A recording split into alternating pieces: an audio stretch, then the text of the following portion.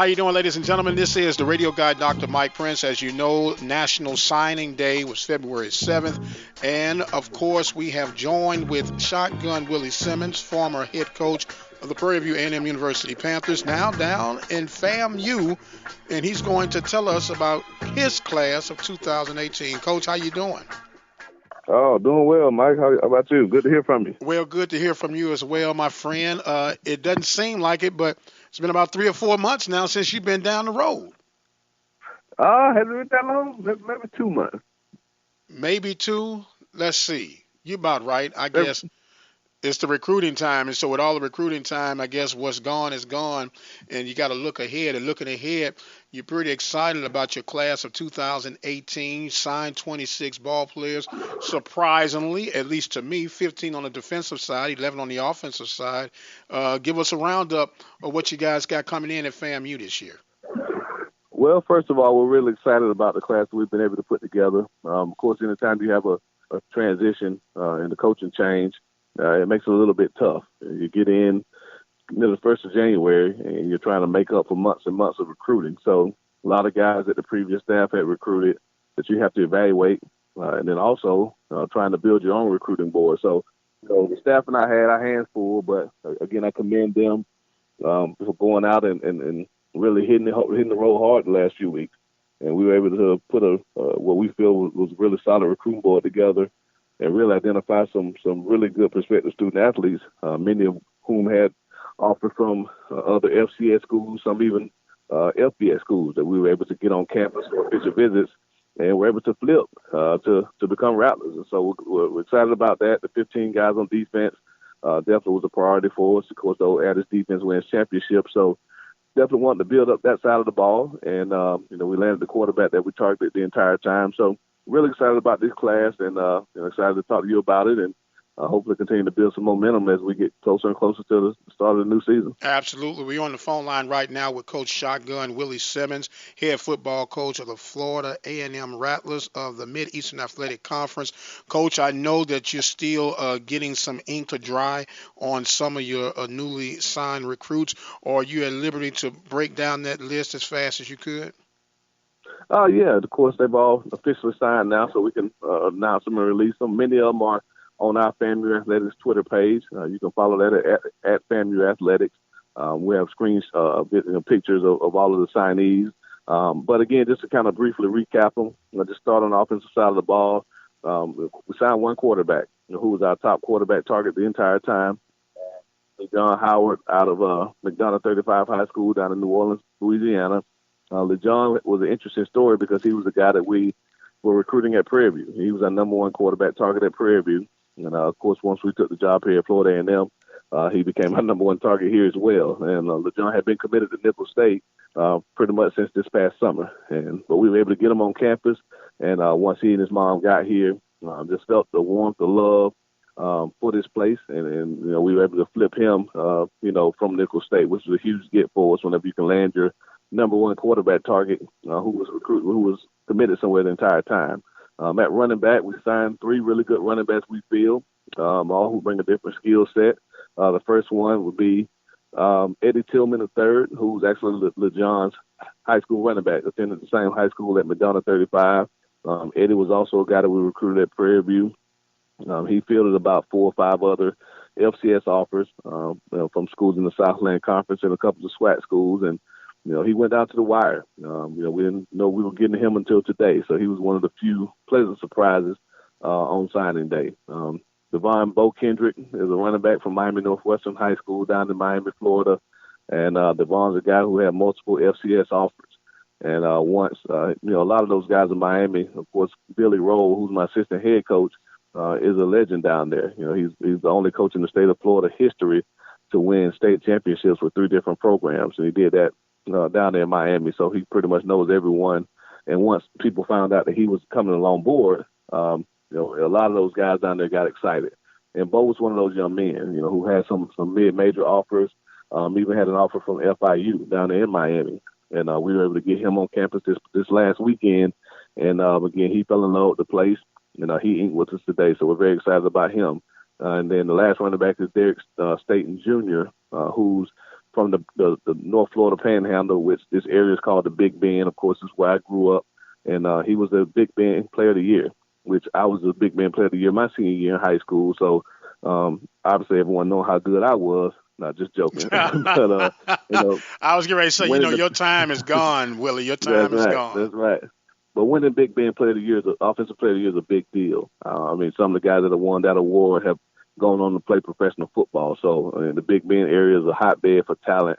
And for him to be the area Player of the Year was a huge get for us. Florida State signed the Big Bend Defensive Player of the Year, if that gives the fans and listeners any indication of how big that award is. So very excited to keep the two area players of the year here in the city.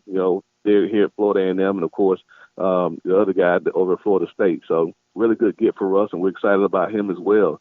Signed 3 receivers. First one, George Webb, out of Jacksonville, Florida.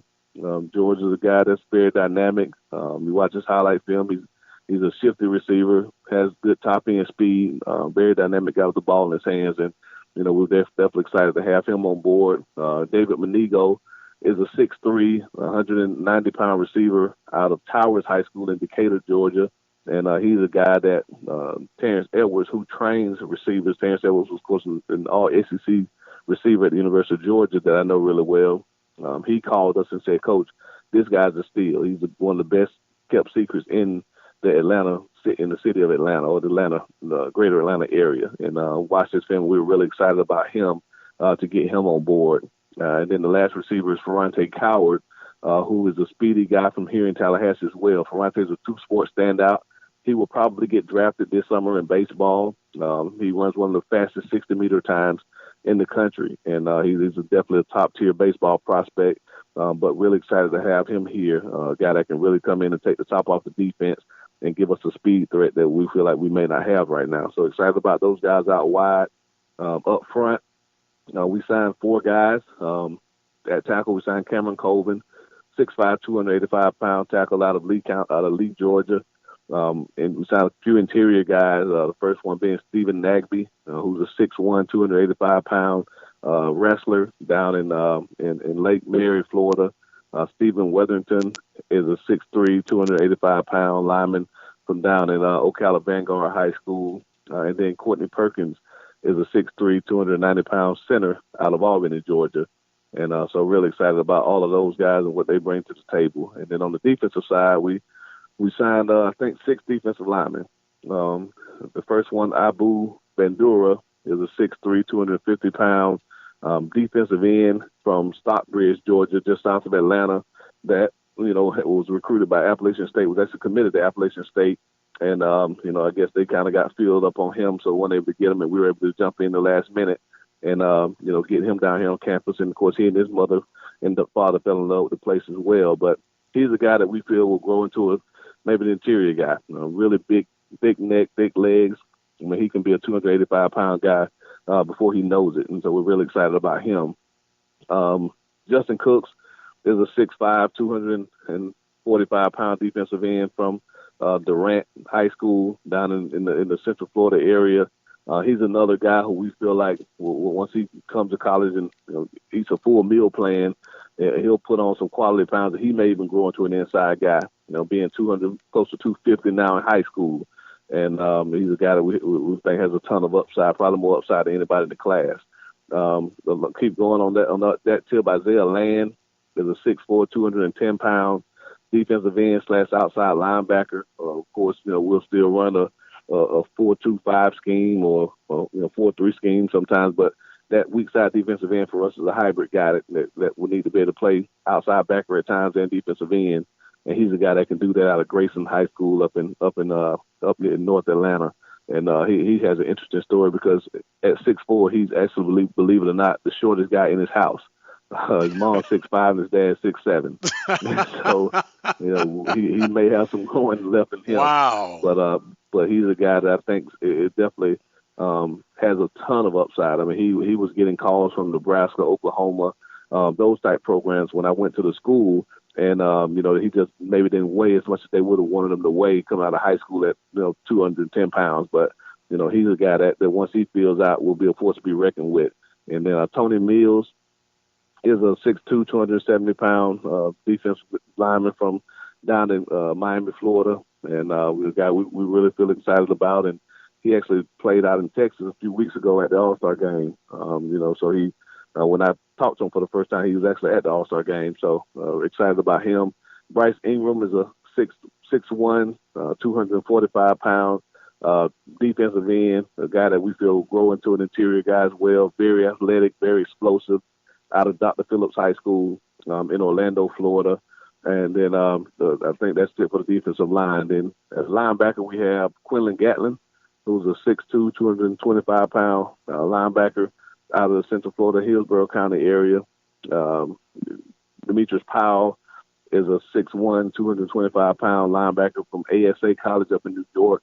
He's from Tampa as well, and we're excited about him because he's a high school qualifier who went to junior college. And anybody who understands that, in junior college, those coaches typically want those guys there for 2 years.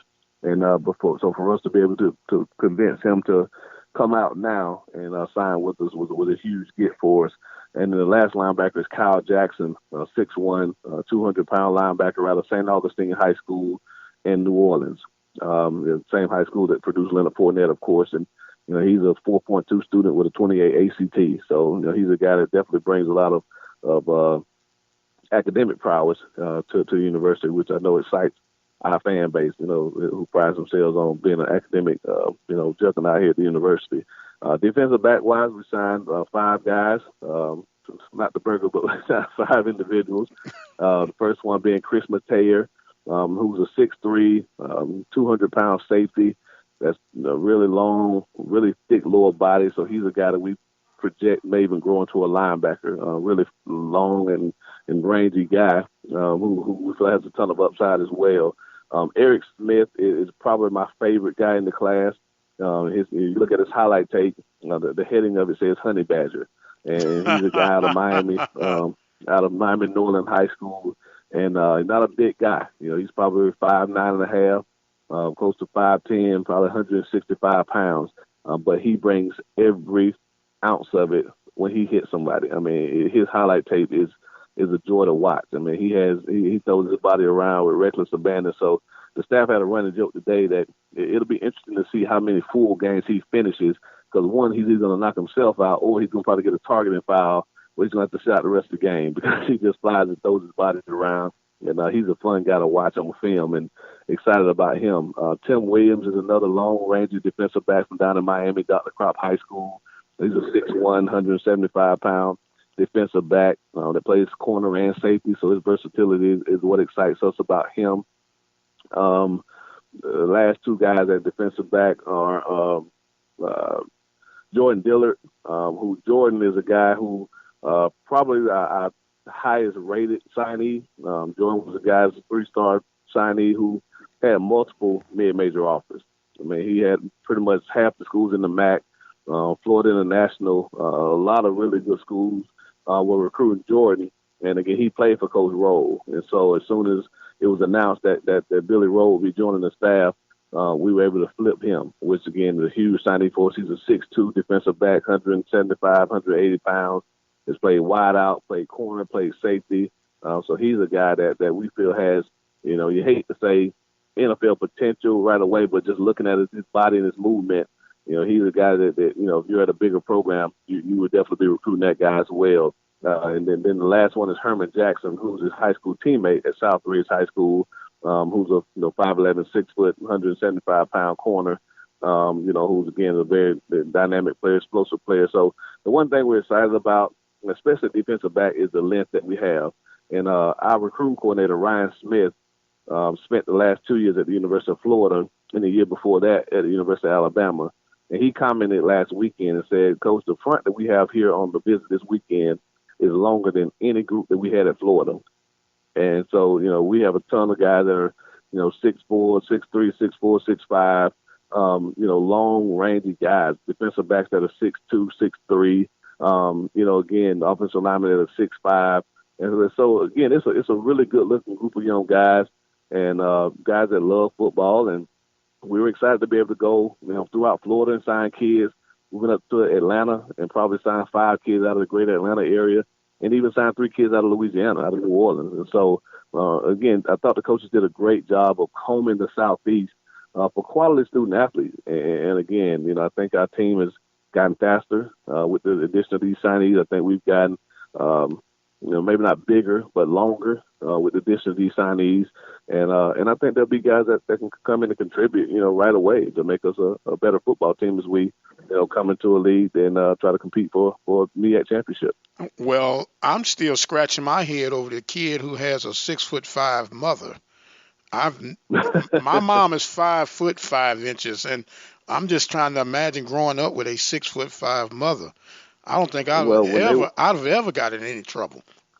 Well, and when I tell you she's every bit of it, I mean, she walked in the restaurant on Friday with tennis shoes on, and so it wasn't like she had on heels, and she was, again, a full inch taller than he was, and he is every bit of 6'4", so definitely excited about him and all the guys, but it's a good-looking group. I mean, it's a good-looking group. We understand the MEAC is a little bit bigger league as far as the size of the guys and maybe the SWAC. I think the SWAC has maybe a little bit more speed and athleticism in the skill positions, but the MEAC, definitely has some bigger linemen. And so, that's something that we wanted to emphasize, was making sure that we could compete size-wise, but also, be able to utilize the region that we're in, which is Florida in the Southeast, where you're going to be able to get long, fast, athletic, skill guys. And so we felt we did a good job in those areas. If I had to say there was one thing that maybe we didn't do that I would have wanted to do was, sign a tight end.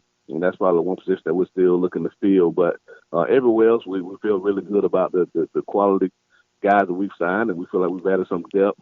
And some guys can come in and push some of the returning guys, so maybe some starting positions here pretty soon. We're talking right now with Shotgun Willie Simmons of FAMU, introducing his class of 2018, his first one as the head football coach at Florida A&M. And, Coach, I want to ask you this question. You had 3 years to recruit at Prairie View versus the 1 year. What's the biggest difference that you're seeing right now as far as you and your comfort level of recruiting?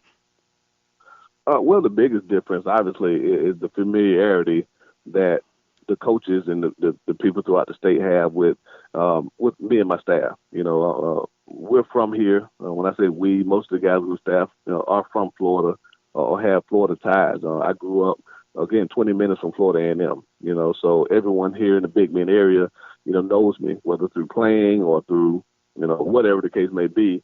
They know the name. They may not know my face, but they knew my name because they probably watched me play high school football, back in the late 90s. And so same thing with Alex Jackson, my offensive line coordinator.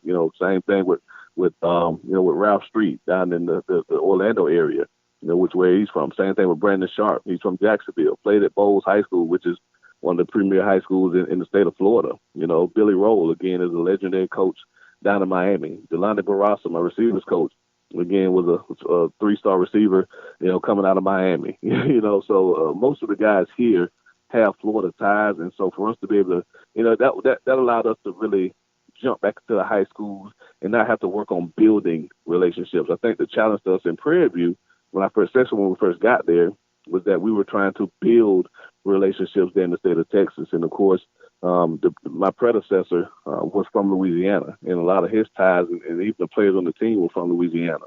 And so, a lot of we haven't seen the school in a few years, spill from the high school coaches was something we had to battle. And we had to battle it here too in a certain sense. But again, it was the reception that we got was amazing. And one funny story I'll tell, I know we're pressed for time, but I was down in Jacksonville recruiting a couple of individuals, and there was a coach from Florida International and a coach from the University of Kentucky that were both there waiting on the head coach as well. And they were standing closer to where the coach was coming from than I was. And as the head coach walked and saw, I don't know if it was because he saw me or because he saw FAMU, he made a beeline and literally walked between the two coaches who were standing there talking and came straight up to me and told me how excited he was to see us in the school. We sat there and talked for a few minutes, and of course I didn't want to be unprofessional, so allow him to speak to the other coaches as well. But just the reception that we've gotten here, in this short period of time, Even in New Orleans, I was out in New Orleans recruiting, and a guy came out of school with a FAMU shirt on, with a FAMU watch. Up in Atlanta, every school you go into, 2 or 3 administrators would come out once they found out that FAMU coaches were in the school. And so just the reception that we've gotten here, has been unbelievable, and it really allowed us to really cut through a lot of red tape, get to really know a lot about these student athletes, because people didn't want to mislead us and misguide us, and so we were able to get pretty good information on the guys. And I think that's important in the recruiting process, especially when you come in late and you're not able to really vet these guys as much as you would if we had been recruiting them since this spring. So we feel like we got a pretty good feel for their character, met their families, allowed them to come on campus as well. And so that's probably been the biggest difference, is just the reception that we've gotten, from this short time that we've been here, and which has allowed us, again, to be able to identify some guys that maybe otherwise we wouldn't have gotten. Well, FAMU and Coach Simmons will be in position to strike the pavement, starting with spring football, then leading into the MEAC season, his first MEAC season. Now, I know that the MEAC is having a slight adjustment with the leaving, or the exiting, I should say, of Hampton. And I know that's probably got some things up in the air right now, but your non-conference schedule is pretty much set. Is that right for 2018? Well, 2 of the 3 are set, and we're still working through some details, some contractual issues with the third. But right now we know for sure that we have Troy University the second week of the season, which we feel is a good game for us. Troy is about 2.5 hours from campus, so not a tough trip. And then the next week, Jackson State comes to Bragg. So, again, that's a game that we were owed. We signed a home with them a few years back. Went to Jackson. And of course, most fans remembered, and probably won't like me bringing it up, but lost the game on a Hail Mary. So, of course, there'll be a little bit of revenge in the eyes of a lot of the guys when Jackson comes to town this year. And then the 8-game conference schedule, which, like you said, is still being worked through because of Hampton, contemplating whether they're going to play a MEAC schedule this season or pull themselves out completely starting this year. So we'll get more information on that in the coming days. And from that point, we'll be able to release a schedule. But, excited about the non-conference schedule, and also excited about the conference schedule. Again, we feel like it's a schedule that, we can compete with. And these guys that we signed today will be critical in that. And, but, again, the guys are hard at work, and I didn't take this job to be average. I took it because I think FAMU can be great, and I feel like we can get back to the glory days of being perennial contenders, and that's what we're charged to do. So I'm looking forward to it, and definitely know you'll be right there along the ride with me the entire way. Oh, yes, sir. No doubt about it. We'll be here from the Open Mic Broadcast Network, giving you weekly coverage of the Rattlers and our football coverage, and which is really will be right around the corner because spring ball starts real soon. As a matter of fact, do you have your date penciled in for spring football? I do. We'll start spring ball March 19th. And then we'll conclude with the annual Orange and Green game on April 21st. April 21st, the orange and green. That sounds strange hearing me saying that coming from Willie Simmons. Been used to the purple and gold, but we'll work through it. We'll work through it. And spring football starting on the 19th of March, which is really about a month away, and time sure flies when you're having fun. Coach Shotgun Willie Simmons, first year at FAMU. The homecoming is in full effect right now. I know a lot of mixed emotions when you had your press release and your press conference a couple of months ago, and wow, it doesn't seem as such, but everything moves so fast, especially in this 21st century of athletics. As we get ready to wrap this segment up, customary, sir, I want to give you some closing thoughts and comments, and the floor is now yours.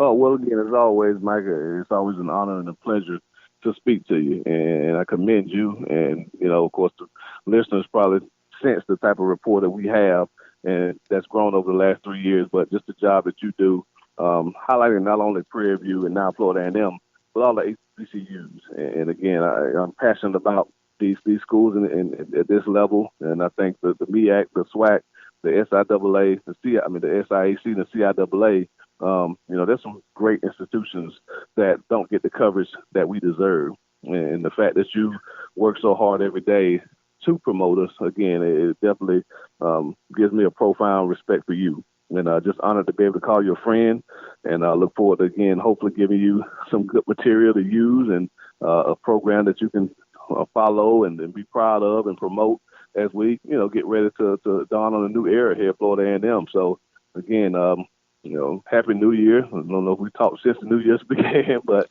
again, thank you for this, again, your support, and again, everything that you do for, like I said, not only these two schools, FAMU and Prairie View, but all the HBCU sports.